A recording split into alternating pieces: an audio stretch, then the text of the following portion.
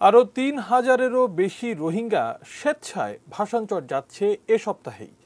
শরণার্থী ত্রাণ ও প্রত্যাবাসন কমিশনারের কার্যালয় দ্বিতীয় দফা স্থানান্তরের কাজ চূড়ান্ত করেছে। এর আগে গত ৩ ডিসেম্বর প্রথম দফায় ভাষান্তর যেতে ইচ্ছুক ১৬৪২ রোহিঙ্গাকে কক্সবাজার থেকে স্থানান্তর প্রক্রিয়া শুরু হয়। পরদিন নৌবাহিনীর জাহাজে করে তারা পৌঁছে যায় ভাষান্তর। সেখানে জীবনমানের নানান সুবিধা দেখে আনন্দিত হয় রোহিঙ্গারা। টেলিফোনে কক্সবাজারে থাকা রোহিঙ্গাদের কাছে এই খবর পৌঁছে গেলে ভাষান্তরে যেতে ইচ্ছুক পরিবারের সংখ্যা বাড়তে থাকে। এবারও গতবারের মতো রোহিঙ্গাদের কক্সবাজার থেকে প্রথমে চট্টগ্রামে এবং পরে জাহাজে করে ভাষান্তরে নেওয়া হবে।